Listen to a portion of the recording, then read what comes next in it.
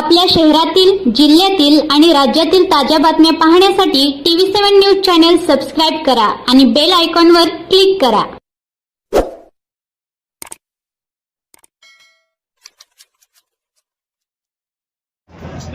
नमस्ते, विश्वेश जपके. मी आज इथं खारवटवाडी तर माझ्या हक्काच्या आणि घरातल्या प्रभागामध्ये आलेलो आहे. कारण काय की जसं माहिती आहे की माझे वडील प्रबुद्धचंद्र जपके आणि या घरातले किंवा या खारवटवाडीतले एक जुनं नाव भीमराव सुरवसे हे अगदी जीवस्य कंठस्थ मित्र होते. आणि आम्ही या प्रभागामध्ये नेहमीच म्हणजे सरांना मानणारा असू दे भीमा काकांमुळं, आणि मी या घरामध्ये अगदी लहानपणापासून नेहमी येत होतो. मधल्या काही शैक्षणिक आणि याच्यामुळे माझा थोडासा कनेक्ट तुटला होता. पण तरीसुद्धा जे काही यांच्या सुखदुःखात सुरवसे परिवाराच्या किंवा या पूर्ण खारवटवाडीच्या सुखदुःखात आम्ही नेहमीच त्यांच्याबरोबर राहिलेलो आहे किंवा ते सुद्धा आमच्याबरोबर राहिलेले आहेत. त्यामुळं हा माझा घरचाच प्रभाग आहे. तुम्हाला माहिती आहे आज मी पूर्ण सांगोल्यातल्या प्रत्येक प्रभागामध्ये जातोय, पण हा प्रभाग मी मुद्दामून थोडंसं मागं ठेवला होता की यांच्याकडे येऊन मला हे माहीत होते 100% हे माझ्यासाठी प्रयत्न करणार आहे. आणि हा भाग जर तुम्ही बघितलात तर हा वाड्या वस्त्यांचा भाग आहे. तर तुम्हाला माहिती आहे आज माझ्याकडे वेळ खूप कमी आहे, कारण मी एकटाच सगळीकडं जातोय आणि प्रत्येक डोर टू डोर प्रचार करतोय. तर जे लोक शेतामध्ये गेलेले आहेत त्यांच्यापर्यंत सुद्धा मी पोचायचा आज दिवसभरामध्ये प्रयत्न करणार आहे, मी करतोय. आणि मला असं वाटतंय की हा घरचाच प्रभाग असल्यामुळं मला अगदी सांगायची गरज लागत नाही आहे. त्यांना माझी उमेदवारी आल्यामुळे नक्कीच खूप आनंद झालेला आहे आणि ते सगळे लोक माझ्या पाठीशी उभे राहतील असं मला नक्की वाटतंय. या 11 नंबर प्रभागातून जो खारवटवाडीचा जो बूथ आहे किंवा हा जो भाग आहे त्याच्यातून 100% मला लीड मिळेल असं मला वाटतं. प्रचार कशा पद्धतीने सुरू आता शहरातला पूर्ण आपला झाला आहे कवर? हो, माझा पूर्ण प्रभाग वाईज प्रत्येक प्रभागात मी पोचलेलो आहे. तुम्हाला जसं माहिती आहे तसं आपल्या विद्यामंदिर परिवाराच्या माध्यमातून माझे टीम्स सगळीकडे फिरत आहेत. अगदी एकदा दोनदा म्हणजे ज्या दिवशी मला चिन्ह मिळालं त्या दिवशी अगदी संध्याकाळी किंवा दुसऱ्या दिवशी दुपारपर्यंत प्रत्येक घराघरी माझे लोक जाऊन काय चिन्ह आहे, एअर कंडिशनिंग हे सगळ्यांना सांगून आलेले आहेत. क्रमांक किती आहे ते सांगितलेलं आहे आणि लोकांतून खूप उत्स्फूर्त प्रतिसाद आहे. म्हणजे अगदी कमी वेळेत सगळ्या प्रभागामध्ये टीम असल्यामुळं मी सगळ्यांपर्यंत पोचलेलो आहे. मी स्वतः जे काही पार्ट राहिलेले आहेत सांगोल्यातले ते या 2 ते 3 दिवसामध्ये कव्हर करणार आहे. वेळ माझ्याकडे थोडा आहे, पण मी 100% सगळ्यांकडे पोचण्याचा प्रयत्न करतोय. असा एकही प्रभाग नाही सांगोल्यात जिथं मी नाही गेलेलो. पूर्ण प्रत्येक प्रभागात मी पोचलेलो आहे. वाडी वस्तीवरील विकासाबाबत काय सांगू शकाल? वाडी वस्तीवरील विकासाबाबत म्हटलं तर वाड्या वस्त्यांचे प्रॉब्लेम्स वेगळे आहेत. बऱ्याच ठिकाणी रस्त्यांचे प्रॉब्लेम आहेत, काही ठिकाणी लाईट्सचे प्रॉब्लेम आहेत. म्हणजे लाईट्स तिथं आलेल्या नाहीत किंवा सोलार बेस आपण लाईटच्या सिस्टीम करून इंडिपेंडंटली असं लाईटिंग त्या भागासाठी आपण करू शकतो.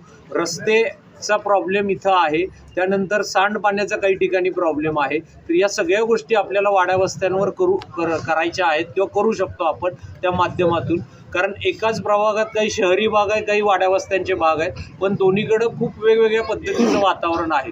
तर ज्या त्या प्रभागाप्रमाणे ज्या त्या वस्तीप्रमाणे आपल्याला तिथले प्रश्न घ्यायला लागणार आहेत. मी जसं मागही प्रत्येक माझ्या बाईट्स किंवा इंटरव्ह्यूमध्ये म्हटलं की या गोष्टी काही एका दिवसात लगेच होण्यासारख्या नाही आहेत, पण याचा अभ्यास करून त्याच्या कुठल्या ग्राम विकास सडक योजना किंवा अशा विविध योजना सरकारकडे आहेत त्याचा पाठपुरावा करून आपण हळूहळू होईना पद्धतीनं पूर्ण वाड्या वस्त्यांचा विकास आपण करू शकतो. सांगोला शहरामध्ये 100 ते 200 कोटी रुपये निधी खर्च झाला असं विरोधकाकडून सांगितलं जातं, पण प्रत्यक्षात सेवा सुविधा काय दिसत नाही अशी नागरिकांच्या तक्रार आहेत. बरोबर आहे. कारण काय आहे की जे काही निधी आले ते एखादं काय म्हणतात इमारत किंवा काय असं बांधण्यासाठी झाले किंवा एखाद्या समाजाचा विचार करून झाले. ज्या बेसिक गोष्टी आहेत, मूलभूत ज्या गोष्टी व्हायला पाहिजेत, ज्याच्यामध्ये रस्ते आहेत, त्यानंतर त्याच्यामध्ये पाण्याची सोय असेल किंवा ज्याच्यामध्ये लाईटची सोय असेल किंवा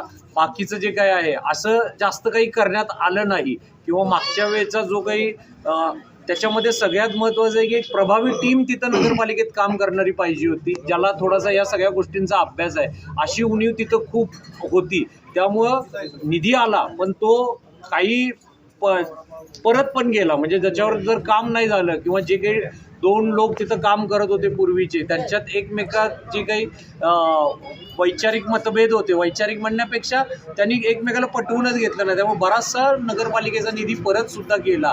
तर अशा पद्धतीनं न होता एक चांगले अभ्यासू लोक तिथं यावेत, म्हणूनच मी आणि माझी जी काही टीम आहे, माझ्याबरोबरचे जे लोक आहेत, सगळे या आम्ही निवडणुकीमध्ये आलेलो आहे.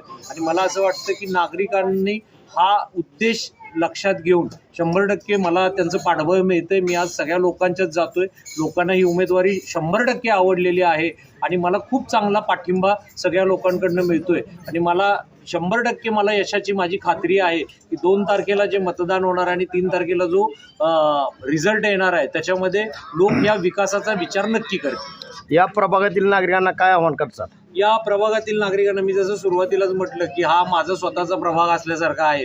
माझं लहानपण बऱ्यापैकी इथं गेलेलं आहे. तर हे लोकांना माहिती आहे. म्हणजे ज्यावेळी आम्हाला झपक्यांना इथं काही काम करायची संधी मिळाली, त्यावेळी आम्ही या भागामध्ये येऊन काम केलेलं आहे. माझी वडिलोपार्जित शेतीसुद्धा याच भागामध्ये आहे. त्यामुळे या लोकांची आमची एक कनेक्ट आहे, आमची एक नाळ जी जोडलेली म्हणतात ती आहे. त्यामुळं इथं खूप चांगला आणि उत्स्फूर्त प्रतिसाद आहे मला. आज जर तुम्ही वाड्या वस्त्यांवर गेलात तर तिथल्या नागरिकांबरोबर मी ज्यावेळी बोलतो त्यावेळी लोक बरेचसे घरपट्टीबद्दल, आकारणीबद्दल तक्रारी किंवा त्यांच्या तक्रारी आहेत. त्यांचं असं म्हणणं आहे की तुम्ही गावामध्ये ज्या पद्धतीनं घरपट्टीची आकारणी केलेली आहे, त्याच पद्धतीनं तुम्ही वाड्या वस्त्यांवर केलेली आहे आणि जी पूर्णपणे चुकीची आहे. कारण लोकांनी जनावरं बांधण्यासाठी किंवा हे बांधण्यासाठी काही तात्पुरत्या टेम्पररी स्वरूपातल्या शेड्स उभारलेल्या आहेत, पण त्यालासुद्धा तुम्ही पूर्ण बांधकाम असं पकडून या नियमाखाली तुम्ही घरपट्टी तिथं हे केलेली आहे. किंवा पाणीसुद्धा जे मीटरवर पाणी आहे त्याची पाणीपट्टीची आकारणी करताना मीटरप्रमाणे न होता लमसम प्रकारे काही आकारणी झालेली आहे. म्हणजे त्यामध्ये पण बऱ्याचशा तफावती आहेत. तर निश्चित वाड्या वस्त्यांवरच्या लोकांसाठी ज्यावेळी लोक मला संधी देतील त्यावेळी या घरपट्टीमधलं व्यवस्थीकरण कसं करता येईल, पाणीपट्टी कशी आपल्याला व्यवस्थित आकारता येईल, याबद्दल मी 100% प्रयत्न करणार आहे. कारण मी जिथं फक्त याच भागात नाही, ज्या भागात वाड्या वस्त्यांवर गेलो आहे तिथं हा प्रॉब्लेम बऱ्याच जणांनी माझ्याशी डिस्कस केला आहे. आणि याच्यावर 100% मला संधी मिळाल्यानंतर जी एक चांगली टीम आहे त्याच्या थ्रू आम्ही या गोष्टीवर 100% काहीतरी उपाय काढणार आहे.